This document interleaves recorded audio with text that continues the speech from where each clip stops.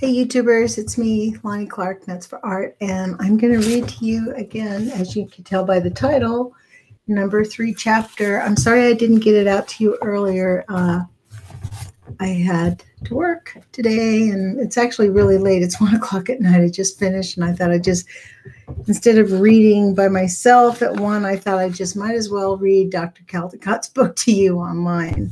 So let me get right to it since it is late. The title of the book is The New Nuclear Danger, George W. Bush's Military-Industrial Complex. I think that's actually maybe a miss. It's not George W. Bush's. He was their servant, Dr. Caldicott. That's what I think. Anyways, I'm going to take my glasses off so I can see way better and put the stuff up to my face. So, Chapter 3, It's a Mad, Mad World. Nuclear scientists and the Pentagon play with deadly gadgets. Now, this is why I wanted to read this book to you guys, because imagine now with the lunatic in the White House having access to this stuff. This is why we have to keep our vibrations on love and forgiveness, and it's really important that we love each other, cease name calling. I do call him Traitor Trump because he's a traitor. I refuse to call him president. He's not a president. He's a traitor. And I'm dumbfounded that people in this country think he's fighting the deep state and he's going after the FBI, like the FBI is after him. Like that lack of concept of the complexity of what is going on. The disgrace that he had yesterday over it was so apparent he had not read the indictments, which I tell everybody, please do read the indictments, because that's what makes this stuff so important. Do people really believe that Vladimir Putin is not like doing his best to compete with the United States? And we know the lunatics are running the show here, so. Okay, It's a Mad, Mad World. Chapter 3, It's a Mad, Mad World. Nuclear scientists in the Pentagon play with deadly gadgets. We were fascinated by abstract violence on a huge scale. I became addicted to nuclear weapons work. It gave me a sense of great power. I remember dreams about weapons design that I had been working on, and when it failed, it was a nightmare.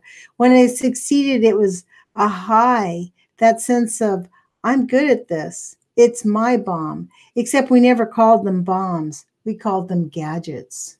That's from Ted Taylor, former bomb designer. Nuclear scientists have been called priests or monks by the media or public in awe of their inventions. Most journalists and policymakers therefore assume that the scientific activities within the weapons labs are sacrosanct and beyond question. Because of the almost mystical power these individuals are granted, they have dominated the national security scene since the Manhattan Project began in 1942. Virtually unimpeded and uncontrolled, over a period of 50 years, they designed 65 different types of nuclear weapons, exploded 1,030 bombs at the testing site in Nevada, and directed the manufacture of over 70,000 bombs. Just in Nevada, over 1,000 bombs.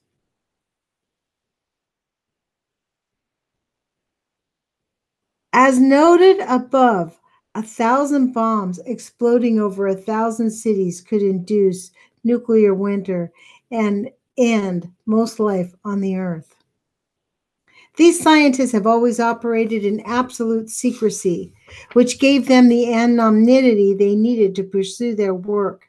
They used a language that was incomprehensible to all but the most educated, and like physicians, they hid behind an arcane scientific complexity, never emerging to inform the world what they were doing. They still operate the 3 major nuclear weapons labs, Los Alamos and Sandia in New Mexico, and Lawrence Livermore in California. All were currently run by the Department of Energy and overseen by the University of California.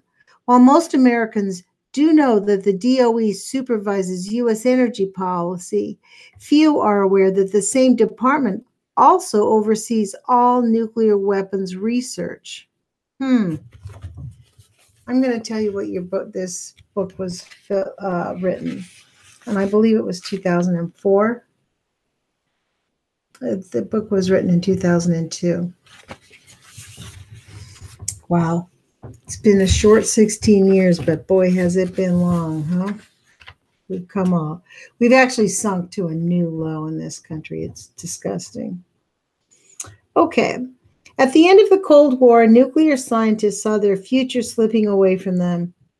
The euphemistically named Stockpile Stewardship and Management Program, SS&M, was a way to ensure their continued employment, ostensibly created to ensure that old weapons will still explode if necessary. The labs are actually designing, testing, and building a variety of new nuclear weapons, many in violation of existing treaties and bans. See Chapter 5 for a full discussion of the SS&M charade. We will, sister, we will. At a political level, the situations have been able to associate their works with nationalism and the preservation and protection of the United States. Let me read that sentence again. At a political level, the scientists have been able to associate their work with nationalism and preservation and protection of the United States.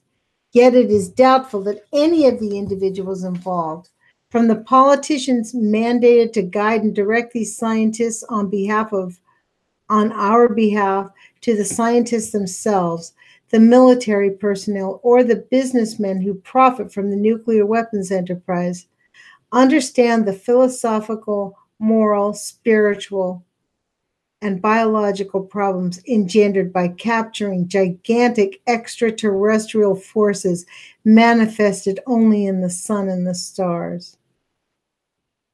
So let's read that again. Yet it is doubtful that any of the individuals involved, from the politicians mandated to guide and direct these scientists on our behalf, to the scientists themselves, the military personnel, or the businessmen who profit from the nuclear weapons enterprise, understand the philosophical, moral, spiritual, or biological problems engendered by capturing gigantic extraterrestrial forces manifested only in the sun and the stars. Wow. Gigantic extraterrestrial forces manifested only in the sun and the stars. Let us begin with the nuclear scientists, thousands of physicists, chemists, and engineers, the cream of the crop recruited from U.S. colleges over a period of 60 years. Brilliant, rational, careful, strictly scientific, engaged in exploring the very elements of creation, and all committed to the design, construction, and testing of nuclear weapons. Surprisingly, while many are in the right of the political spectrum, others are liberal in their views. They do not believe that designing bombs is an act of patriotism, as the right-wingers do, but are drawn to the culture in a low-key, rational speak, their term for strictly rational discussion, bereft of emotional overtones, and find joy in scientific problem solving.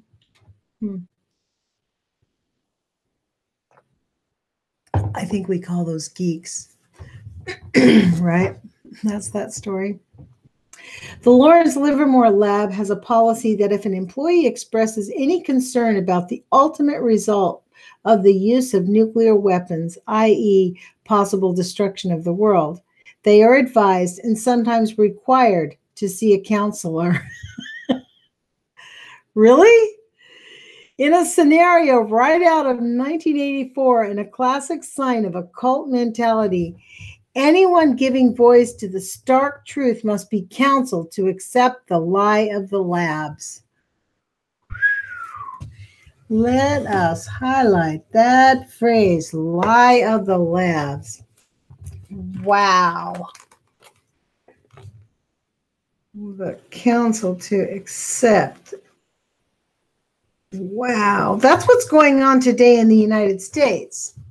With Donald Trump coming out today saying, oh, I didn't mean why would they want to attack us? I meant wouldn't. I would not. No, don't worry. I'm not stabbing you in the back, folks. Right out of 1984. Cults are typically withheld information from potential recruits. Excuse me, let me repeat that. Cults also, please forgive my reading because it's late. Cults also typically withhold information from potential recruits to conceal the true nature of the group or the work with which it is involved. Thus, when Dr. Andreas Toupadakis, Toupadakis, a chemist who became an employee of the Lawrence Livermore Nuclear Weapons Lab in 1988, he was led to believe that he would be working on environmental cleanup and nuclear disarmament. In fact, as he gradually realized, he was participating in an ongoing nuclear arms race, and he became agitated and deeply concerned. Toupadakis was advised to see a counselor shortly before he left Lawrence Livermore Lab in January 2000. Wow. Since the 1940s, the scientific bomb cult has allowed individual scientists to design and test their very own bombs. If the testing proved successful, it was a rite of passage for the newcomer. More experienced members have attested to gaining a sense of power over the forces of nature while renewing their stature. Bomb designers often slept alone in a room above the Nevada test site with the control mechanisms that would trigger the explosion the next day, like a race car driver flirting with death, and in this case, not just individual death, but the death of millions, the death of life. At a more fundamental level, these scientists felt that their technical mastery over the bomb implied that they would then be able to control the impending annihilation that their work signified. But in psychological terms, the mastery they had acquired actually implied that they had an intense fear of the bomb and of death. Interestingly, the language of the scientists reflects the imagery of birth and new life, denoting more profound psychological dynamics. The first nuclear bomb ever tested in 1945, codenamed Trinity, after the Father, Son, and Holy Ghost, was called Oppenheimer's baby, in honor of the murderer, that's my word, in honor of the scientific director of the Manhattan Project. The telegram Edward Teller sent to Los Alamos after the first successful A-bomb in 1944 read, "It's a boy." The bomb gets, quote, married, unquote, to the diagnostic canister, and it explodes. And as it explodes, it, quote, couples with the ground, making, quote, daughter fusion products, unquote, that pass through, quote, generations, quote. One of the scientists described that the test was like having a baby and compared the tenseness he experienced during the test to whether to push or not. Another bomb designer compared his post-test feelings to that of postnatal depression. The anthropologist Hugh Gusterson, in his book Nuclear Rights, surmises that to the scientists, nuclear weapons tests symbolize not despair, destruction, and death, but hope, renewal, and life. And therefore, nuclear weapons must be part of the natural order. The fuck? Perhaps at a subliminal level, these scientists, almost exclusively men, are seeking an archetypal understanding of the experience of conception and delivery, otherwise unavailable to them. Well, I don't know. I think we've cracked that bubble. There's plenty enough female scientists that are into nuclear. The ultimate destruction of the although when I think about it, I did meet Catherine Higley and she has lost a lot of her. I mean, I don't know. I'm biased against her, I have to say. I didn't meet her, but I saw her and she vibed me out, man. I totally glad Kevin Finnegan was with me. Anyways, back to the book, folks. The ultimate destruction of the creation is, in their minds, analogous to creation itself. Oppenheimer quoted the Bhagavad Gita upon witnessing Trinity, the first nuclear explosion. I am become death, the shatterer of worlds. That's in fact why Thomas Ackerman made that. I think that's why.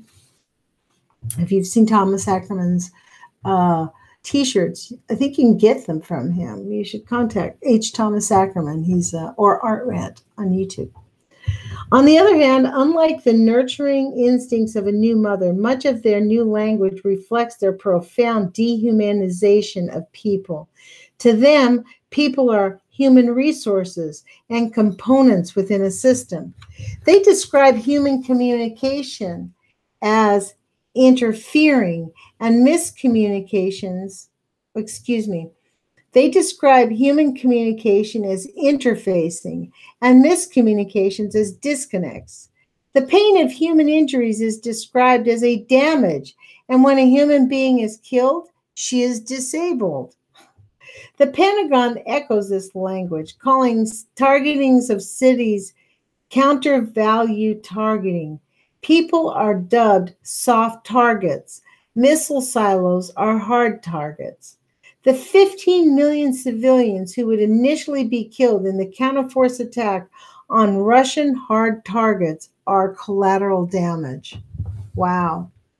As Gustafson writes, techno-strategic discourse is characterized by its lack of emotion, its game theoretical model of human motivation, its fondness for abstraction and for passive sentence construction, its focus on hardware rather than people, and its fundamental unquestioned and unquestionable assumptions that weapons development must continue. And its fundamental, unquestioned and unquestionable assumptions that weapons developments must continue. Exactly. As they remove pain and fear from their vocabulary, presumably the scientists are protecting their psyches from the human consequences of their work. At the same time, however, they wax lyrical about their weapons, describing nuclear equipment as beautiful and their relationships to technology as zen. Humans are arms, bombs are warheads. A nuclear attack is a decapitating strike. A strategic nuclear force has 3 legs, early warning satellites with eyes and ears. Missiles are covered with skins, and aging weapons grow whiskers that can interfere with their health. And all of these things are in quotes. I decided not to keep going, quote unquote, unquote.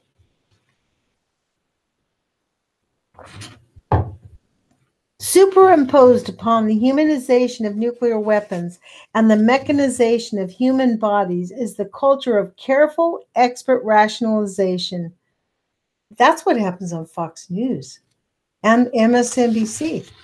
I don't think CNN, a lot of those people are too emotional, but the other one, yeah. Superimposed upon the humanization of nuclear weapons and the mechanization of human bodies is the culture of careful, expert rationalism. I beg your pardon, you guys. Very similar to the rational language used by the physicians to distance themselves from the almost unbearable human pain and suffering they deal with on a daily basis. One obvious difference, however, is that while physicians deal with pain already existing in their patients, these scientists create the source of their pain. The psychological pain these scientists must then confront is self-imposed. New subtitle: Military Madness and the Pentagon Cult. You start talking about targeting or strategic command and control, and baby, that's the family jewels. That's a quote from General Mac Merritt, former director of the Joint Chiefs of Staff. Wow. According to retired Admiral Eugene Carroll, inter-service rivalry is the real engine of the nuclear arms race.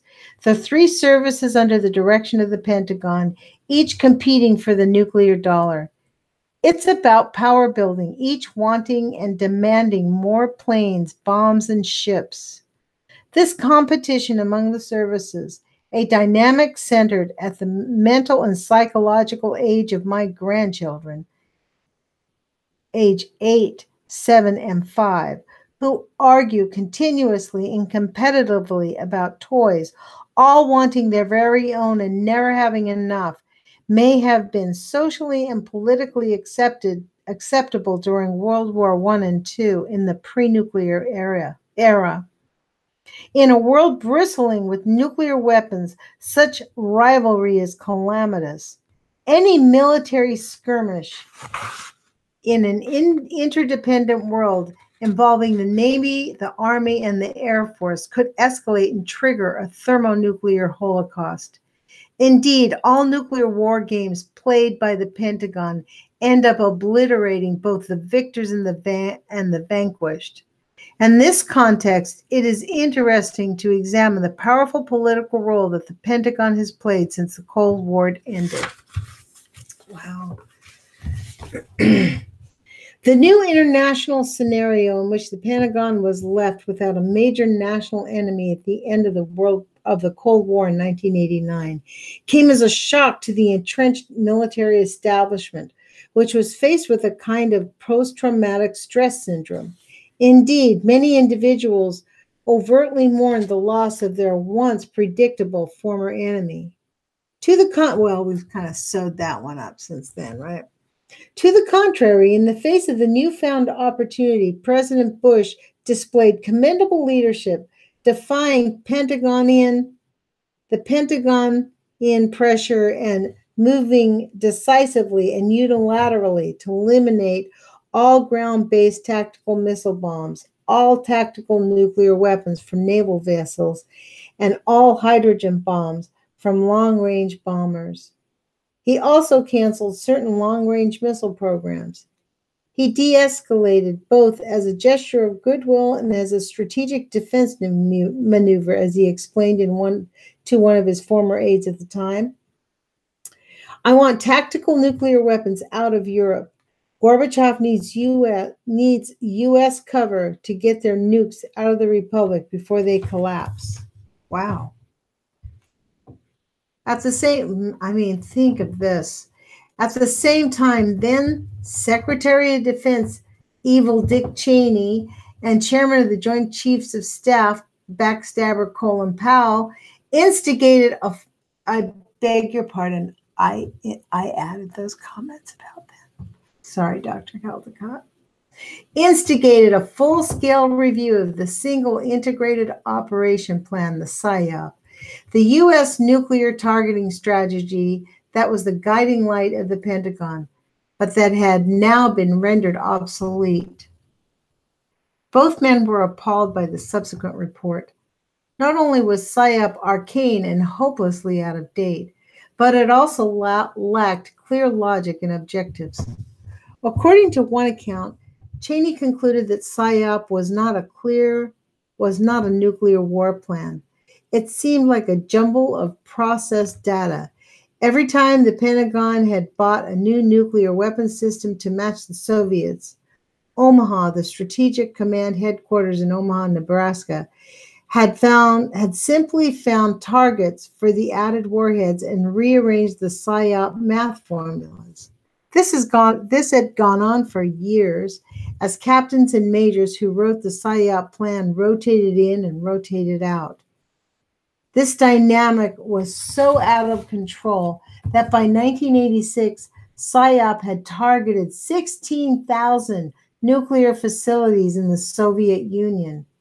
At a point of comparison, there were only 240 major cities in the entire Northern Hemisphere.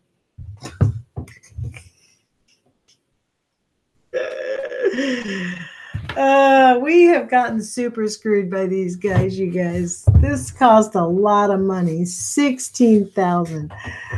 Okay, following the Cheney-Powell review, thousands of targets in the former Soviet Republic were removed from the PSYOP plans, and all focused targets were now located in Russia,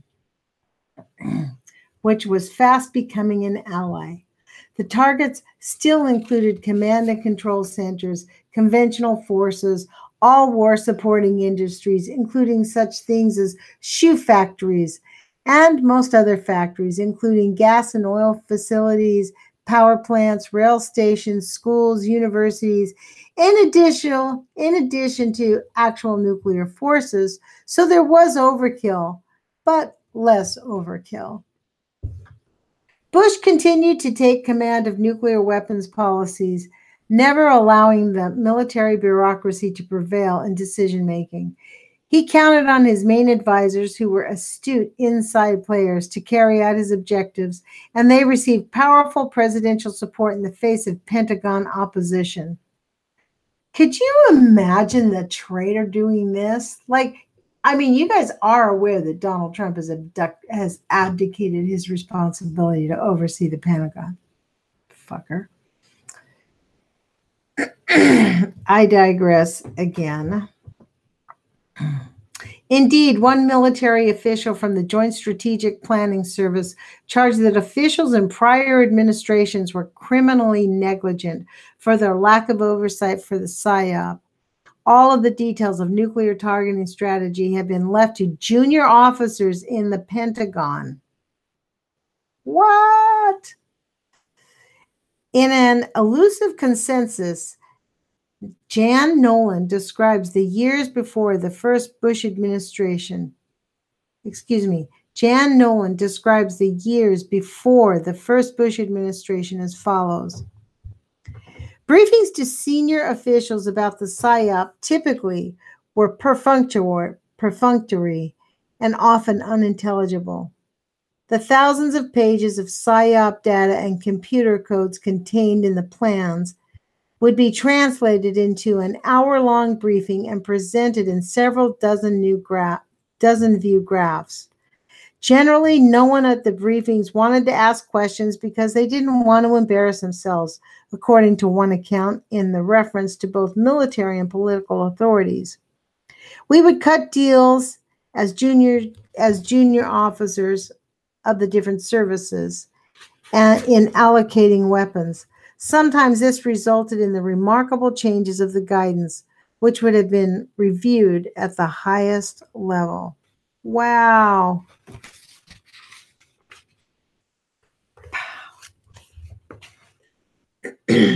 Once, while being briefed on the PSYOP, then Secretary of Defense Cheney began squirming uncomfortably in his chair as he watched Moscow, which had been targeted with 200 separate hydrogen bombs, entailing an enormous excess of megatonnage, turn slowly into a solid red mass covered over and over again with ludicrous targets. The Pentagon thinks about nuclear strategy in a strange and pathological way. One could possibly dialogue with one could possibly diagnose the attitudes of the Pentagon as clinically sick and suggest that all people who subscribe to these theories need urgent counseling and therapy. Aggression by an enemy will be deterred with the threat to vaporize millions of people, as Joanne Nolan comments in her book. The rationale is as follows. Officers responsible for nuclear weapons must have the ability to hold at risk anything that an adversary would, quote, most value. But because those doing the targeting cannot know what is most valued, almost everything is held at risk. As one officer was heard to say, if he values his grandma, we have to target grandmas. While the Bush administration's bequeathed an activist legacy to potent arms controls and unilateral disarmament programs to the next president, this tradition was not perpetrated by President Clinton. Of course not. He's a freaking ugh. Clinton vacillated. Of course. Clinton vacillated. He's the biggest coward. He makes me sick. I have to read his name, don't I? He's all over the place here. Ugh. Okay, let's get back to this. When the Bush administration bequeathed his activist legacy of potent arms control and unilateral disarmament programs to the next president, this tradition was not perpetrated by President Clinton. Clinton vacillated and was ever reluctant to engage himself directly in nuclear issues. Coward. And Clinton simply never took command of the Pentagon. Of course not. As one of Bush's aides said, Clinton debates objectives with his subordinates. Bush debates tactics, but never objectives. Clinton's first Secretary of Defense, Les Aspin, a former chairman of the House Armed Services Committee, was highly experienced in the area of nuclear weapons strategies. Aspin had doubts about the relevance of a nuclear deterrence in the post-Cold War era. A world without nuclear weapons would actually be better. Nuclear weapons are still the big equalizer, but the United States is not the equalizer, but the equalizee. To this end, Aspin initiated a nuclear posture review based upon the concepts of mutual assured safety and cooperative denuclearization. That's where we're at right now. The review was to encompass and incorporate policies, doctrines, force structure, operations, safety, security, and arms control, and was to include a critique by an outside panel of experts. Aspin specifically planned the review to emphasize the fundamental political character of nuclear policy.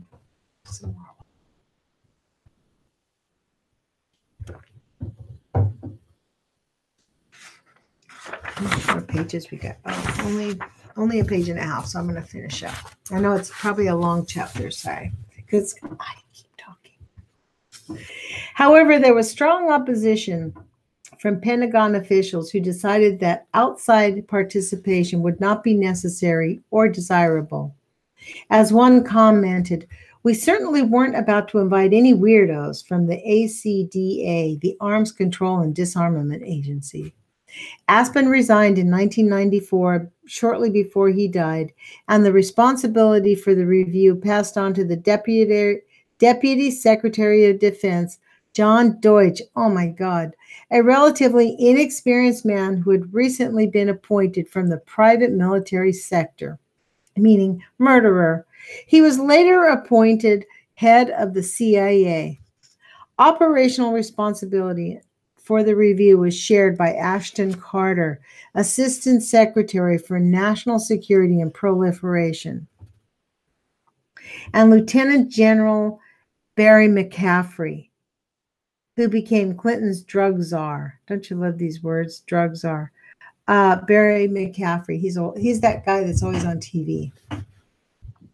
Aspin's instructions to the nuclear posture review had been to extricate the entrenched nuclear establishment, including the Pentagon, from its obsolete Cold War preoccupations to foster more appropriate understandings of the post-Cold War reality. The military establishment, Aspen believed, needed to accept and understand the enormous dangers of the U.S. nuclear strategy.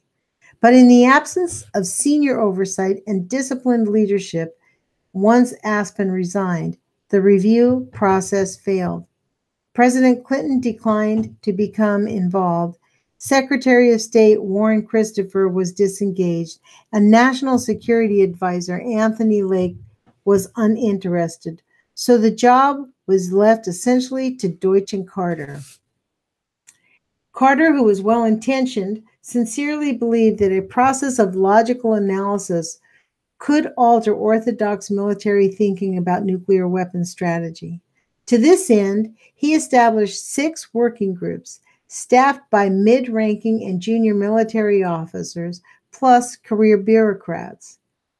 Most had little background in nuclear strategy, and all met in closed-door meetings within the Pentagon. Their attitude was derisive to any, quote, outsider analysis, unquote, and new ideas were giving polite but frosty receptions. The Pentagon personnel overwhelmingly opposed any changes to their triad of nuclear forces and to the concept of de-alerting their strategic nuclear weapons. The Air Force also strenuously resisted eliminating their land-based ICBM weapons. The other charged that any change in their strategy of employing a variety of launch options threatened America's ability to respond to nuclear attacks effectively. Some military officers also sensed an assault on their nuclear procedures and their lines of authority. As one mid-level officer asserted, "We know how to produce nuclear plans. We have the methodology. We can analyze damage expectancies." The vice chair of the Joint Chiefs of Staff, Admiral William Owens, who oversaw the committee, was a potent critic of nuclear weapons. But unfortunately, he did not challenge his colleagues when they vigorously opposed the mandate of the review. Even when consensus was reached by the Pentagon, however, the White House never at any stage attempted to engage or educate the Congress about these extraordinary important issues. That's because he was too busy with interns. Essentially, after 10 months of review process, the working group sabotaged Aspen's original concept, opposing even minor changes or innovations. Instead, they produced analyses and a new series of view graphs totally supporting the structure, doctrine, and force levels implicit in the current nuclear doctrine. Carter became so frustrated that he bypassed the working group and appointed 2 outsiders to rescue the program: Steve Fetter, a physicist and a professor from the University of Maryland, and Lieutenant Commander Leo McKay, who wrote his Harvard doctoral dissertation on nuclear strategy. He organized high-level clearances in order to give them full access to the necessary documents.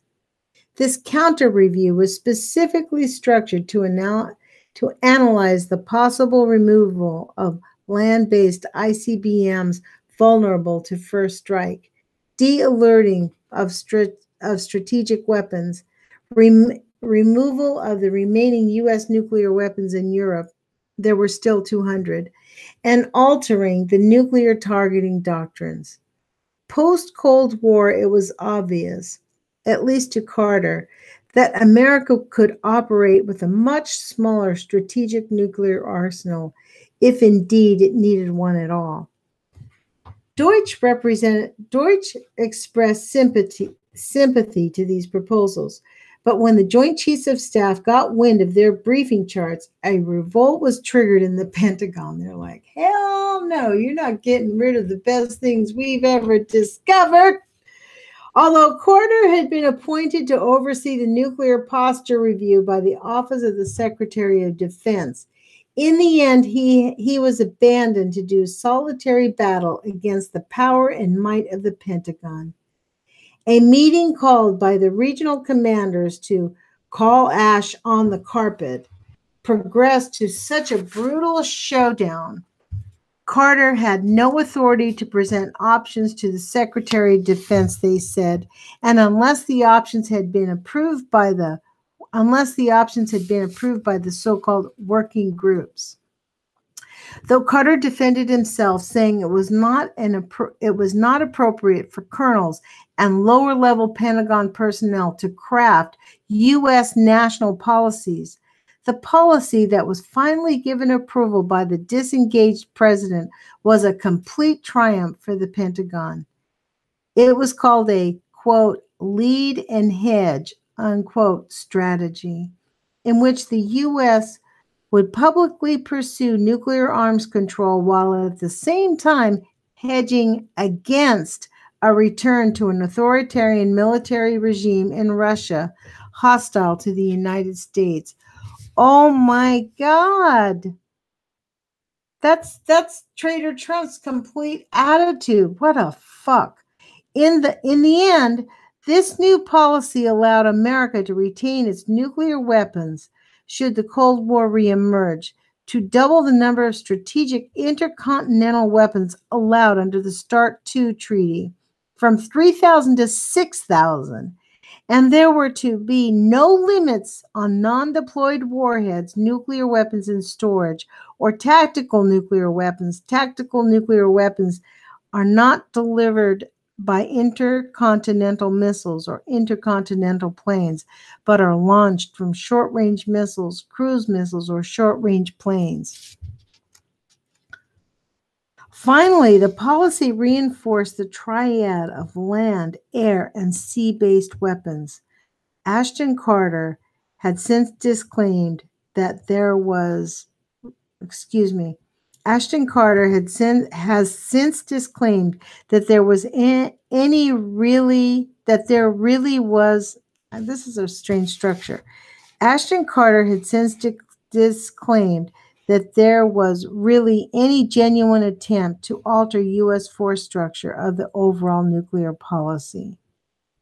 So really what they did was they just reinforced what they were doing. Said, yep, we're good. Let's just get more weapons, huh? The Pentagon had prevailed. There was no change in the nuclear policy, and the status quo of nuclear comfort returned. When the review was released, one Russian commentator observed, regarding the lack of leadership displayed in the face of the Pentagon's post-review tantrum, Clinton's foreign policy is determined by immediate reactions to internal and to a less degree external factors. Wow. Clinton's foreign policy is determined by immediate reactions to internal and to lesser degrees external factors. That's kind of what happened. Well, we're at the end of this chapter. The next chapter is going to be chapter 4. I'm going to end here, but boy, this really infuriated me, but it really makes me think about that they're all playing the same game. I mean, this was written 12 years ago, but we could just substitute Trader Trump's name for Clinton. I mean, it's the same bullshit, isn't it? Wow. Humans are so predictable. You know what, you guys? Put your courage feet on. Hey, check this out. I'll show you. It's going to go away in a couple days. I go get my nails done again. I'm still going to have my little peace sign because we need peace and we need love. And here, I'll show you this too. Put your courage feet on. Love you guys. Talk to you tomorrow. And I'm not going to read Carl Grossman's book tonight because it is 1:44. That means I've been doing this for 44 minutes. So that's how long it takes to read a chapter. So, ciao, you guys.